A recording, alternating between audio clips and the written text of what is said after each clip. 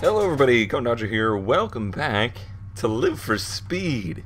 This is the game that I actually started my channel on, and I'm very excited to be doing videos in it again because a new update has just been released, which is giving me that little glimpse of hope that maybe there's a Live for Speed revival on the horizon.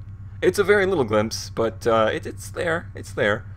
This is the new West Hill circuit. We are in the XR GT, which is always my favorite car, as probably is a surprise to virtually nobody because it's extremely similar to a 240. But if we head out on track here, you can see, if you know Live for Speed at all, that things look much different. I am on the open version of the track, which means we can explore all of the different layouts. But as we drive out on track here, this is actually not the first time I've tried to record this very video. So unfortunately, no more first impressions from me. I've now spent many hours on this circuit, but nevertheless, it is very, very impressive what they've been able to accomplish graphically, considering the age of this game or sim, whatever you would like to call it. 2003 is when they started developing Live for Speed, and graphics engine-wise, it has not been updated very much since then. They did recently just up it to DX9. That shows you kind of just how dated it is, and you know, it's not as shiny and polished as the modern driving sims out there. Certainly, there's not the photorealism. Look at the trees; they're obviously, you know, 2D planes.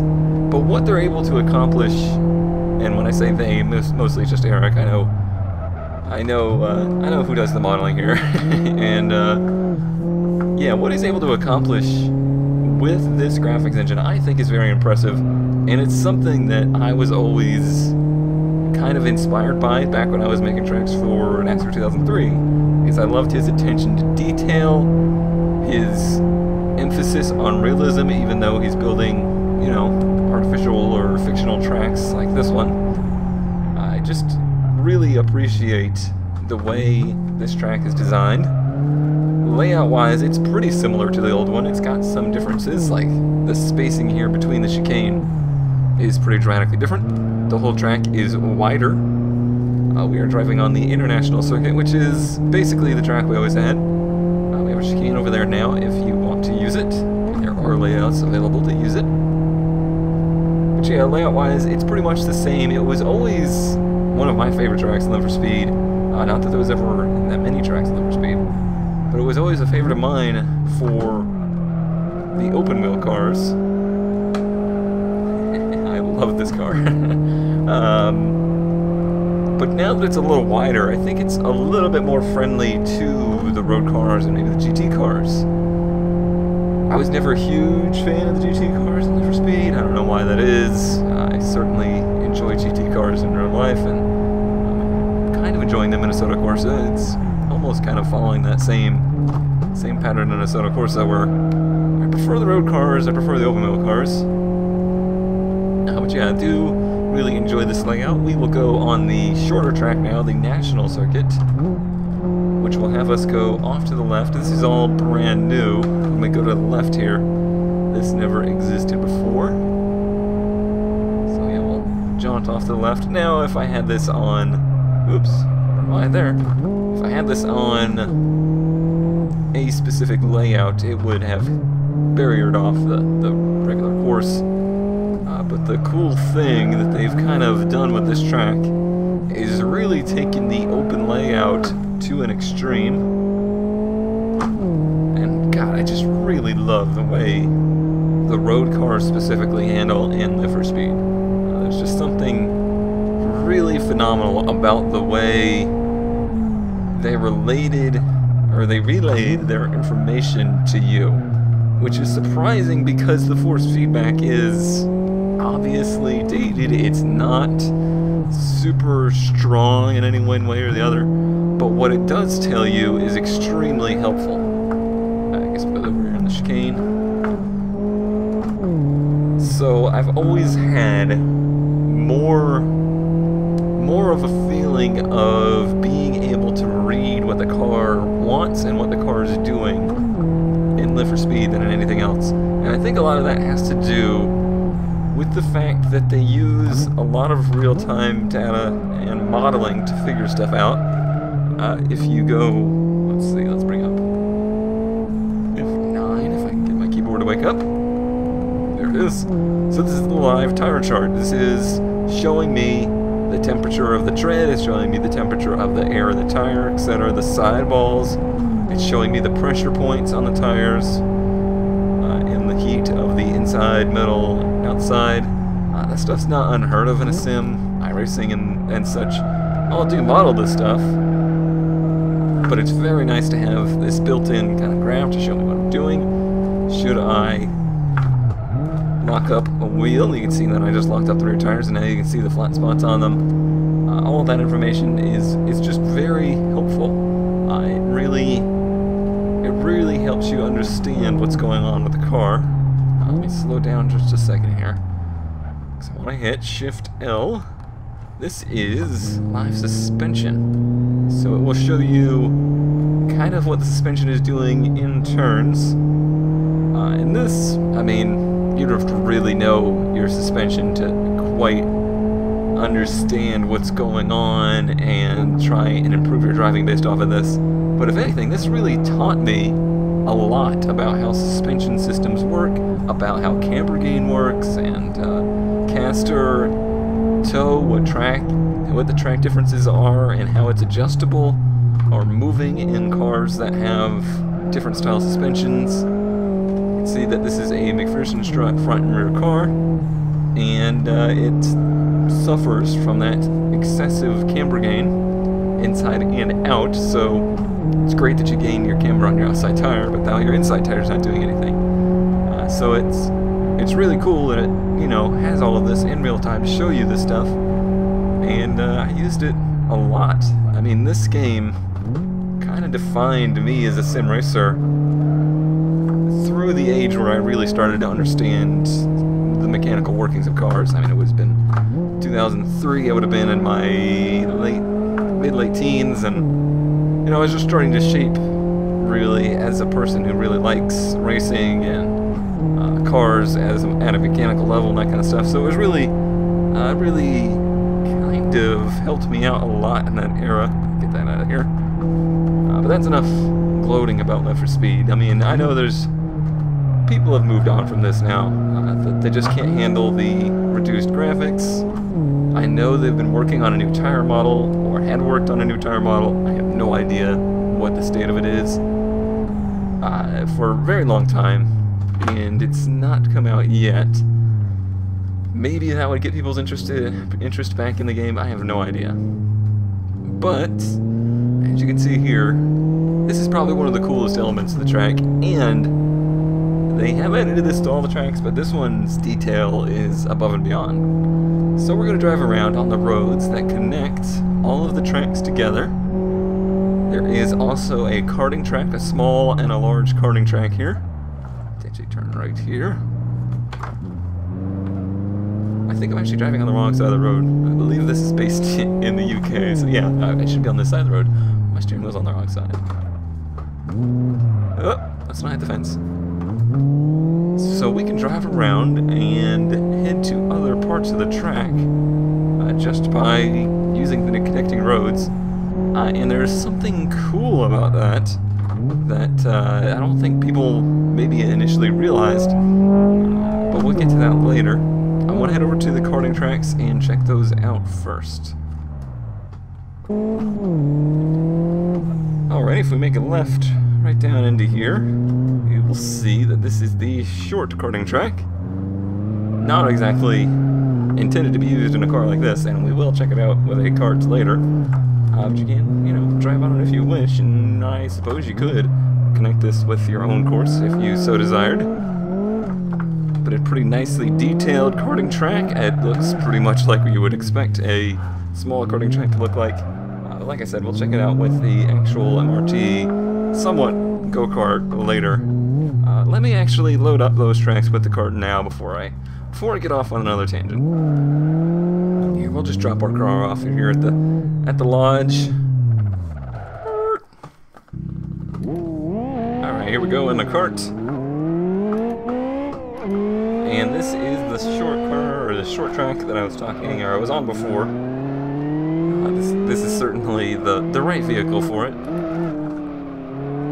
It takes a little getting used to driving this after driving a regular car. But yeah, this is maybe even too much car or kart. This is kind of in between. It has push-rod suspension and, you know, 4-cylinder engine and all sorts of crazy stuff, so I don't know if it really qualifies as a go-kart, but or a racing kart, whatever. It's more of a junior formula car than anything, I think. Obviously they're built for autocross, but it does work pretty well here, and the layout is, like I said, it's pretty much what you would expect from a small karting track.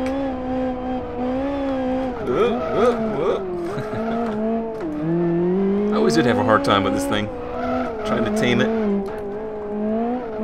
Not doing too bad though. I think a decent time here is a mid-25. Oh, run wide. But there is also, you can see the barriers there, and there's different layouts you can do with this track as well. This is the standard one. This is the one the AI will be able to run. You can do your own custom layouts, but the AI won't have paths for that.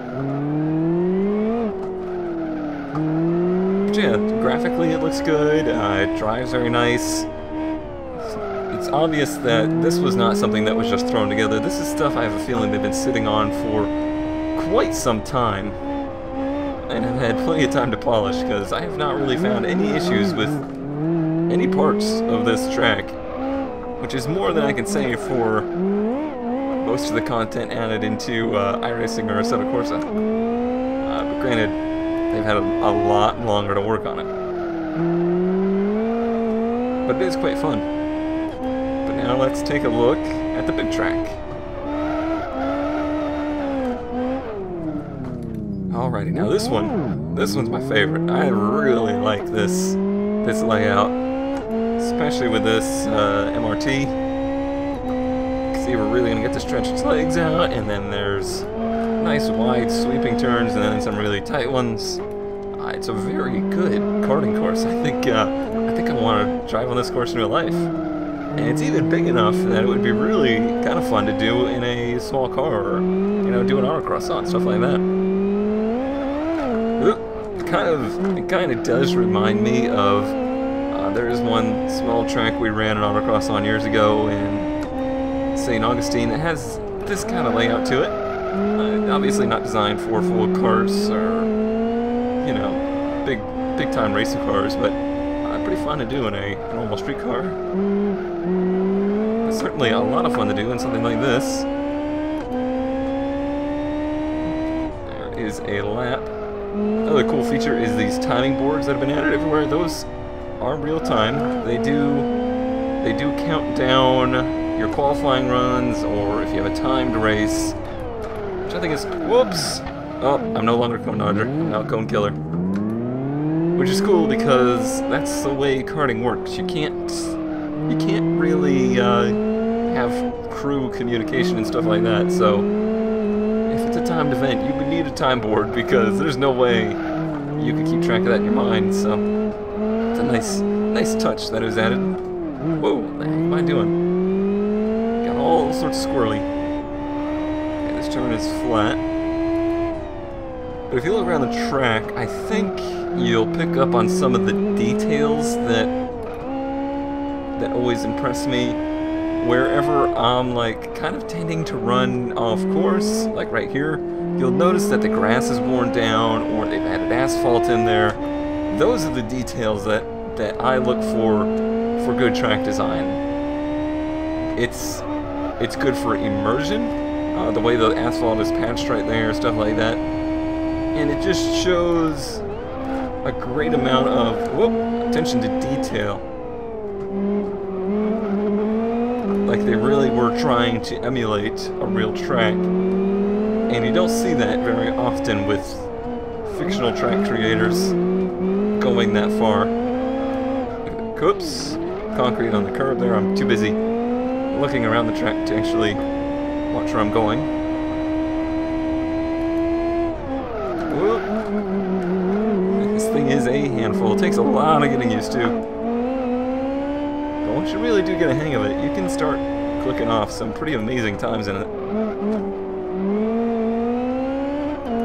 I've now been on this track enough that the AI have had a chance to learn pretty well. Much more than me. That's one of the cooler things in Live for Speed, is that the AI are basically adaptive. The more laps they do, the better they get. The track is also like that. Whoop! They also do, ouch, hit you in a vigorous manner. But this is the national karting track. Oh, you're having a bad day, guy. Ouch, I'm having a bad day too. You seem to be having some problems. You're still trying though. You keep at it. I think you'll fix it.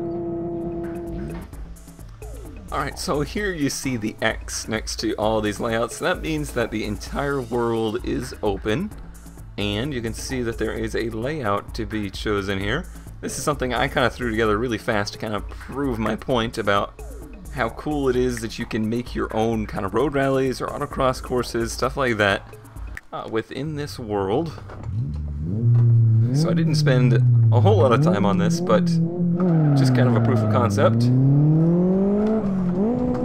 So this is timed. Whoa, easy car, easy car. And I threw in some chicanes and stuff to try and slow it down in areas that would be deemed unsafe. We got a nice little roundabout here, which is fun on its own. And we're going through here, and if I remember correctly, there's another little chicane here. I'm gonna let it open up a little bit. Remove the power lines. There's another split. Okay, now this is a part that I edited without testing, so okay, that worked all right. No penalties. I added in all these barriers to close off the areas where you shouldn't be and stuff like that. It's really easy to do and a lot of fun to kind of be able to make your own layouts on the fly. I turned ABS off for some reason. I don't know why. I'm regretting it now. We're going to go off to the left, yep. Through this other little tunnel. This one's got a bump in it, yep. This car is just such a joy to drive. Alright, yeah, this one's left and then to the right, and then we come around here. There's our finish line. So just like that, in just, and I'll show it to you, it took me maybe 20 minutes to do this. I will probably actually need my regular mouse. Let me move my monitor real quick. Alrighty, so here is the overview editor, and you can just kind of drive around or fly around with the camera and just add objects in and make your layout. Let's see, let's go over here. Let's go to the edit menus. You can see here's all the stuff I have added. I added in like the checkpoint here and stuff like that. Blocked off the roundabout so that it was a turn.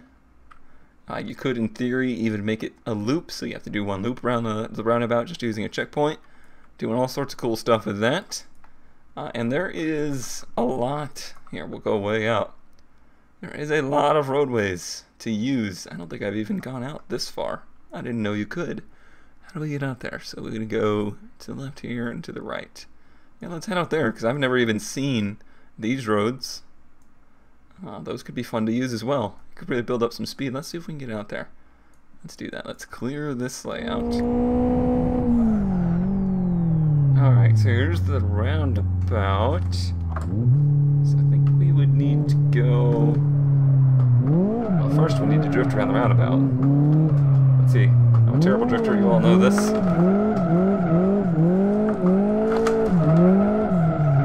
Alright, that wasn't bad.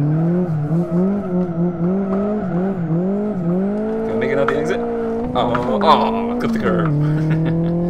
Alright, so, okay, maybe this is blocked off. What does this road go to? Let me go bring up this menu again. See what is available. Alright, so there is a limit to it. There's a gate here, and I think any point where you could get over to these roads, there's going to be a gate. Yeah, there's a gate there. But there's still a good amount of roads available. Looks like all of this. No, probably not that one, probably this. And there's the track here. There's all of these roads over here are definitely usable. This little loop. See how there's tons of options you got here, and including the go-kart tracks and stuff like that. You can make all sorts of cool layouts. So yeah, tons of options on top of the fact the actual GP track and national track are really good. It's a good sign. I really hope that this is some kind of indication of there being some development back in Live for Speed. They're using this to maybe build some hype towards something. That would be nice. I'm gonna remain hopeful. I still absolutely love this game, this sim, this driving simulator, if you will. And I really hope it has a future somewhere in the sim racing community, because as of right now, it's pretty much, all quiet. So that's gonna do it for today. Thanks as always for watching, and I will see you next time.